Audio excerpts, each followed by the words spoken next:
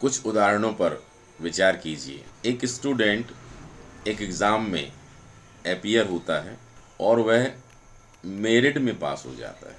वहीं दूसरा एक स्टूडेंट भी एग्ज़ाम में अपीयर होता है लेकिन वह फेल हो जाता है।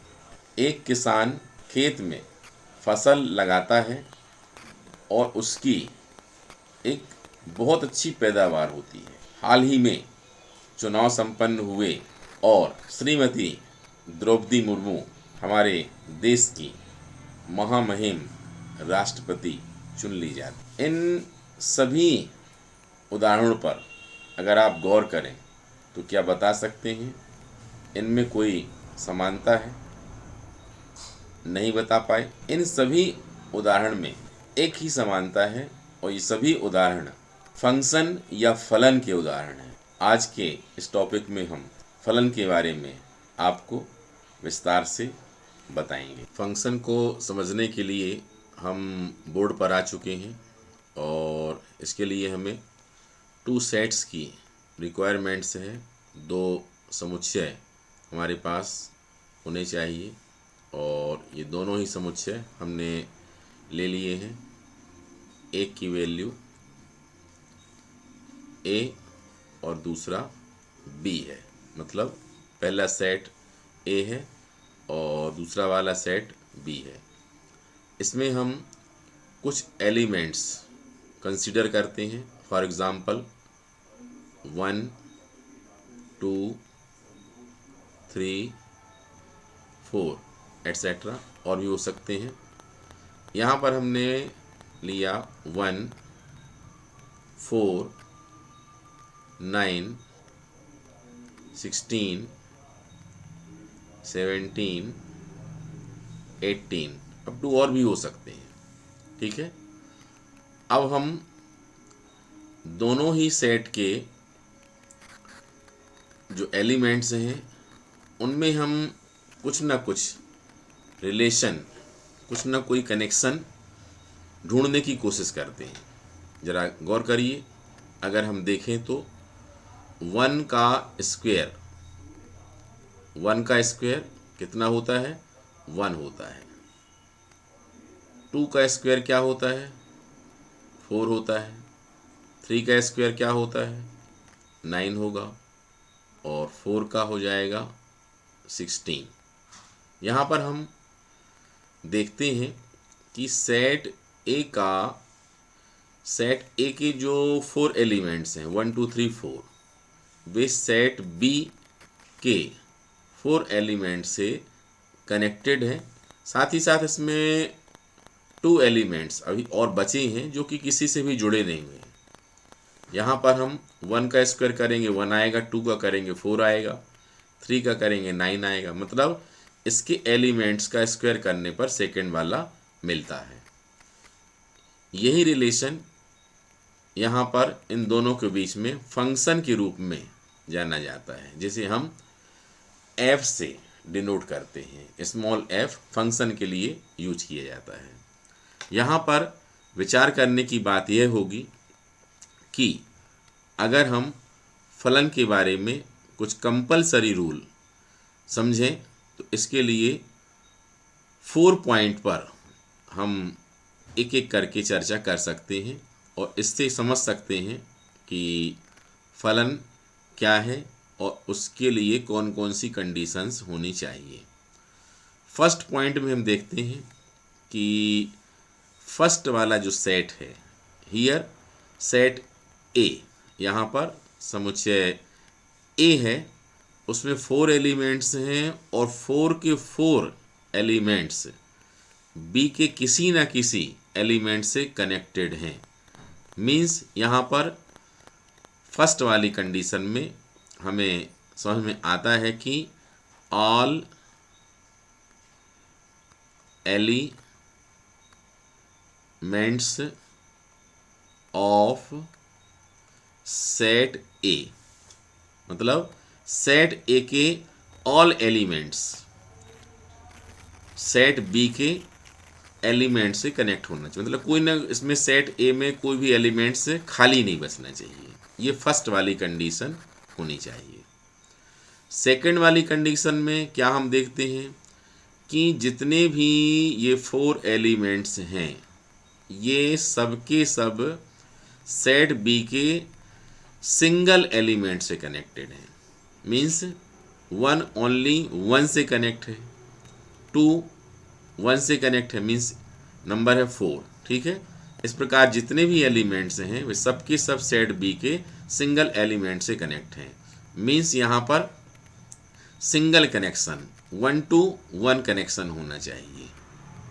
ठीक है, इसके बाद थर्ड वाला पॉइंट आता है कि ये कनेक्शन यूं ही नहीं हो सकता है, कोई ना कोई इसमें रूल लगेगा। जैसे यहाँ पर स्क्वायर का रूल लग रहा है। ठीक है, तो यहाँ पर किसी न किसी रूल से एलिमेंट से कनेक्ट होना ही चाहिए। ठीक है, ये 1 1 वाले को हम चाहें तो यूनिक वर्ड का यूज कर सकते हैं, हिंदी में अद्वितीय कहा जाएगा, ये अद्वितीय। ठीक है, और लास्ट वाला पॉइंट जो बचता है वो ये है कि सेट बी में जितने एलिमेंट्स हैं जरूरी नहीं है कि वे फर्स्ट वाले सेट के एलिमेंट से कनेक्ट हों ही। जैसे यहाँ पर 17 और 18 ये दोनों ही एलिमेंट्स खाली हैं, किसी से भी जुड़े नहीं हुए।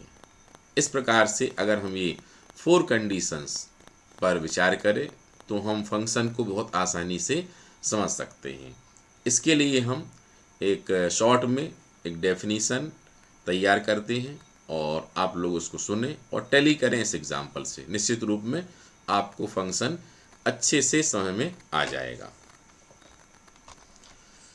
ये देखिए, डेफिनीशन कुछ इस प्रकार से बन सकती है।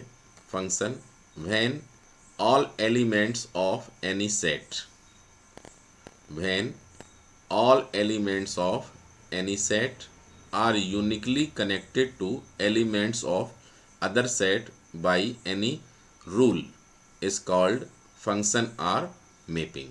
मीन्स यहाँ पर all elements किसी समुच्चय के सभी अवयव, ये देखिए सभी अवयव मतलब फर्स्ट वाला जो सेट है उसके all elements ही कनेक्ट रहना चाहिए, जैसा कि हमने फर्स्ट पॉइंट पर आप लोगों को समझाया।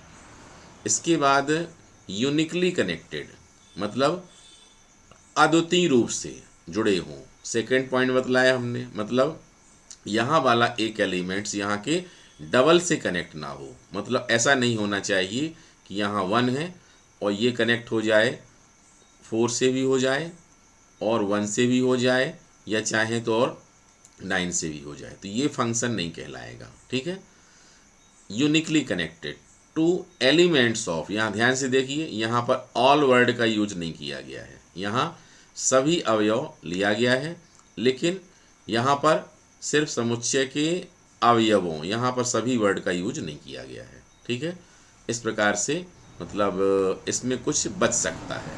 और साथ ही साथ ये रूल भी लिखा हुआ है, ये देखिए रूल किसी नियम या निर्देश के द्वारा अद्वितीय रूप से जुड़े हों, इसे हम क्या कहते हैं, फंक्शन कहते हैं या मैपिंग के रूप में भी इसको पढ़ते हैं।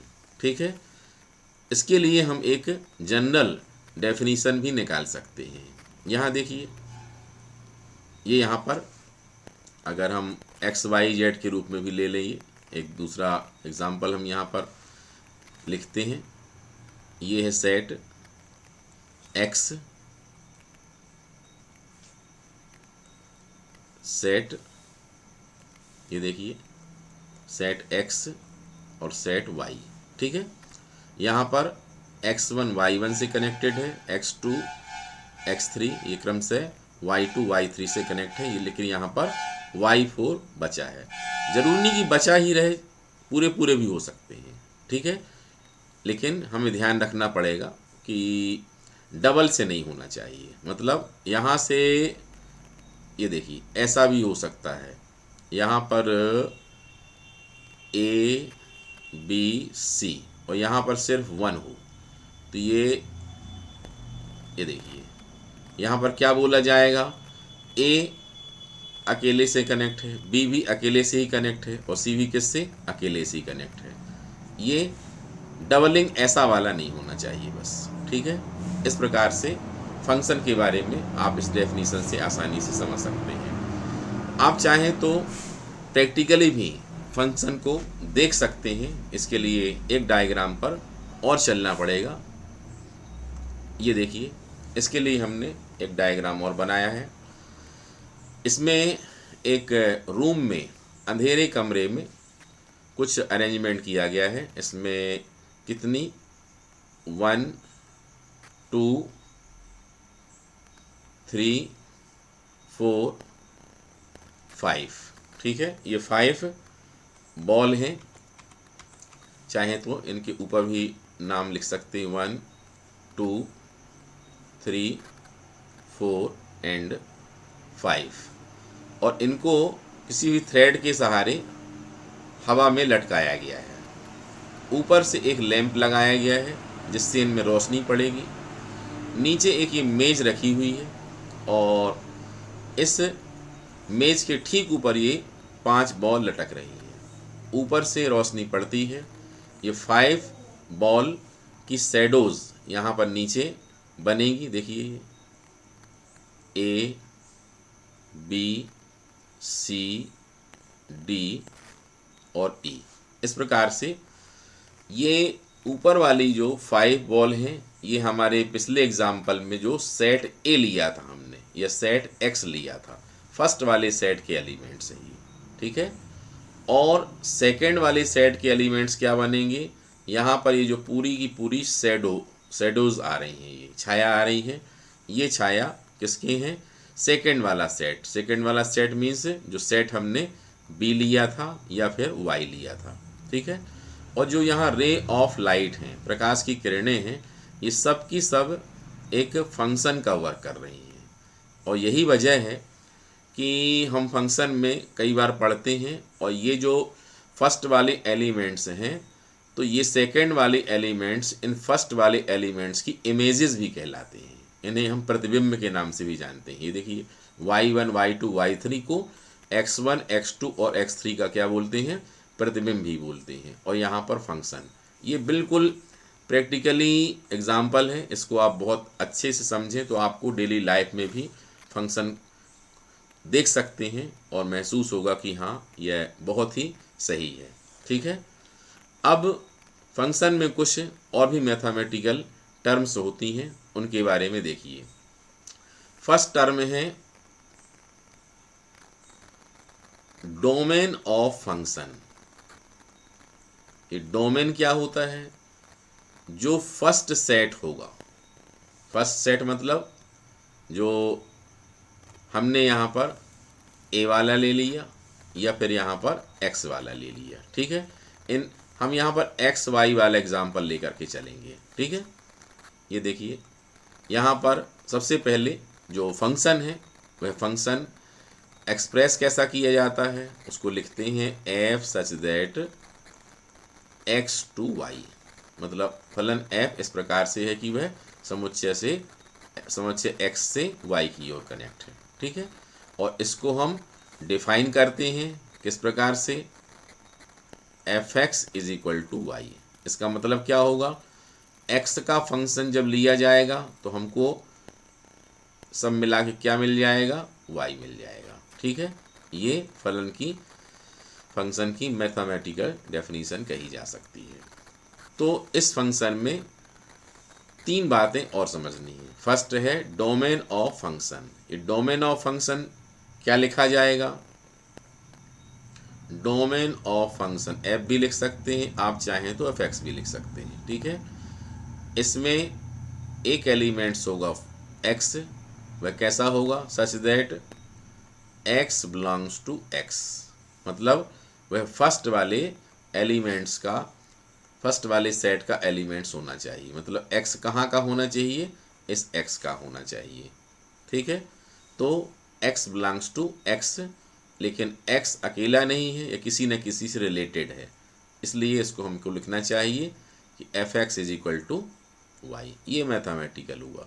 अगर हम बिल्कुल साफ साफ बनाए गए एग्जाम्पल में से बिल्कुल सिंपल वर्ड में लिखना चाहें तो डोमेन ऑफ फंक्शन क्या कहलाएगा, x1 x2 और x3, मतलब इस वाले में जितने भी हैं ये सब के सब क्या कहलाते हैं, डोमेन कहलाते हैं। ठीक है, अब इसके बाद इसमें क्या मिलेगा, सेकंड आएगा codomain, codomain of function fx। ये होता है y such that y belongs to y, मतलब सेकंड वाले सेट के ऑल एलिमेंट्स। ठीक है, अगर हम साफ साफ एग्जाम्पल जो हमने लिया है उसका एग्जाम्पल लिखना चाहें तो codomain of function is equal to आएगा कितना, y1 अप टू जितना भी y4 तक है, ये सब हो जाएंगे ये। ठीक है, अब लास्ट में आता है रेंज, रेंज ऑफ फंक्शन। ये क्या होता है, ये होता है जो सेकेंड वाले सेट में ऐसे एलिमेंट्स जो फर्स्ट वाले सेट के एलिमेंट से कनेक्ट हैं, मतलब y1 y2 y3। आप देख सकते हैं, ये देखिए यहाँ y1 x1 से कनेक्ट है, y2 भी x2 से है और y3 x3 से है। यहाँ पर x4 खाली बचा हुआ है, इसलिए रेंज में ये हरगिज नहीं आएगा। ठीक है, यहाँ पर y1 y2 y3 लिखा है। अगर हम इसको शॉर्ट में लिखना चाहें तो हम लिख पाएंगे range of function is equal to, ये क्या होगा, y होगा। कैसा होगा, such that y belongs to set y। यहाँ पर y का पूरा इंट्रोडक्शन देना पड़ेगा कि ऐसा y होना चाहिए जो किससे, x से कनेक्टेड हो, means y is equal to fx या fx is equal to y भी लिख सकते हैं। ठीक है, तो फलन के अंतर्गत इतना ही। उम्मीद है फंक्शन आप बहुत अच्छे से समझ चुके होंगे। नेक्स्ट वीडियो में फिर से इसी प्रकार से कोई इंटरेस्टेड वीडियो लेकर के आएंगे जिससे आप लोगों को उसका लाभ मिल सके।